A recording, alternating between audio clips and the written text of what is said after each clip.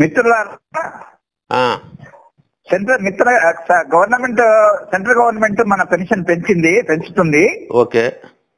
ఇవాళ లీడర్లతో government of India discussion చేస్తుంది, final చేస్తున్నారు. సో దీనికి చాలా మందికి మతలబు చేరకపోవడం ఒకటి, ఎవరు నమ్మడం లేదు. 15,000 నుంచి 2,500 అయింది, 3,000 అయింది, 4,000 అయింది అని అబద్ధాలు చెప్పుకుంటా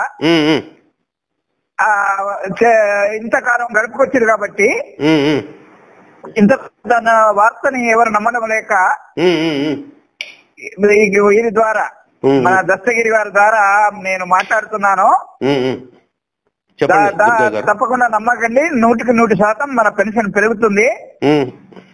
సరే, ఇక్కడ ఒక్క మాట ఉంది, నేను మీకు క్లియర్ చేయలేకపోతున్నా.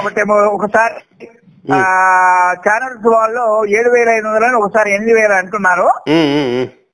ఏదైనా 2 డిఏలు దొరుకుతాయి. సెప్టెంబర్ నుంచి మార్చి నుంచి సెప్టెంబర్ దాకా 2 ఆరియర్స్ వస్తాయి.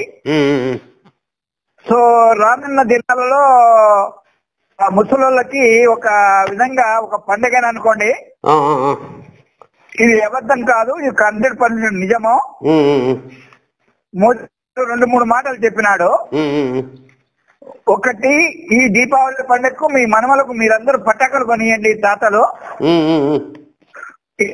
కొడుకులకు కోడళ్లకు చెప్పండి ఈ వారం ఈ నెల నేనే రేషన్ ఇస్తానని చెప్పండి. మీకు చేరిన వార్తను మొత్తము భారతదేశంలో మూల మూల కోన కోన చేరాలి. ఇది దయచేసి ఈ ఆఖరి సమయంలో మీరంతా సంతోషంగా ఉండాలని ఈ నిర్ణయం గవర్నమెంట్ తీసుకుంది. అతి త్వరలో మీరు మీ అకౌంట్ లో చేరిపోతాయి. మీరు ఏమి ఆఫీస్ చుట్టూ తిరగాల్సిన అవసరం లేదు.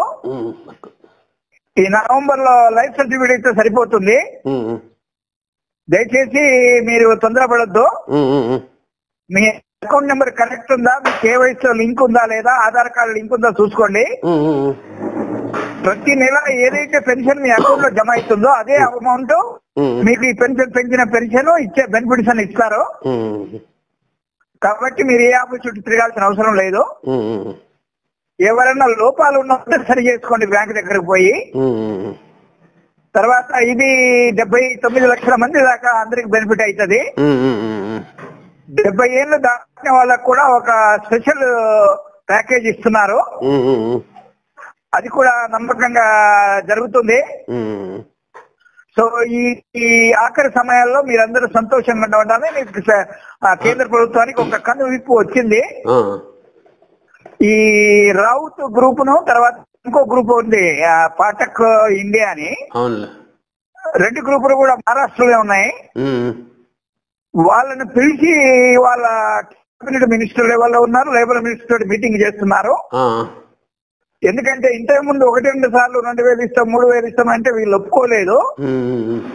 దానివల్ల ఇంతకాలం గడుపుకుంటూ వస్తే దాదాపు 5 నుంచి 10 లక్షల మంది దాకా చనిపోయినారు.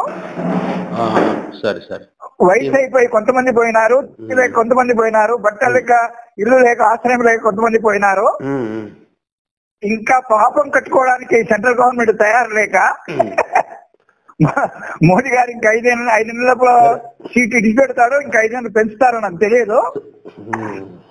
అది తప్పించుకోవడానికి ఈ ప్రభుత్వం రానున్న బీహార్ ఎలక్షన్ లో వచ్చే పార్లమెంట్ లో సీట్లు సంపాదించాలని మోదీ గారికి జ్ఞానోదయం ఎప్పుడైతే పోయినసారి పార్లమెంట్ లో సీట్లు తక్కువ వచ్చి అవన్నీ వద్దు కానీ అవన్నీ పక్కకుండా అవన్నీ మనకు రాజకీయాలు వద్దు. విషయం ఏమంటే నేను అడిగే పాయింట్ స్ట్రైట్ పాయింట్. చెప్పండి. ఇప్పుడు ఎవరు ఏ ప్రభుత్వాధికారులతో ఎవరితో కలుస్తున్నారు అది చెప్పండి. సెంట్రల్ గవర్నమెంట్ తోటి 2 ఆర్గనైజేషన్స్ ఉన్నాయి కదా, మన రావుతది ఒకటి పాఠకుది ఒకటి నాగపూర్ నుంచి ఒకటి బుల్డా నుంచి. ఓకే.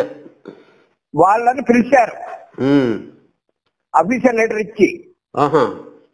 ఇవాళ వాళ్ళతో డిస్కషన్ చేస్తున్నారు. ఇవాళ ఉంటాయా డిస్కషన్స్ అని వీళ్ళు చెప్తున్నారు వార్తావాయులు. ఎవరు చెప్తున్నారు?